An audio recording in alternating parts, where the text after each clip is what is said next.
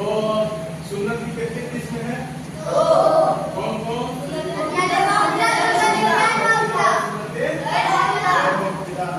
अब जब हम नमाज पढ़ेंगे तो नमाज पढ़ने के लिए हमें पाकी हासिल करना होगा ना। नमाज पढ़ने के लिए क्या करना होगा? वजू करना होगा। नमाज पढ़ने के लिए वजू करना होगा। वजू में कितने फराइज हैं? और वजू में 13 सुन्नतें कितनी है? 13। फिर वजू जब हम करेंगे तो कुछ वजू करने के लिए वजू में कितने फराइज हैं?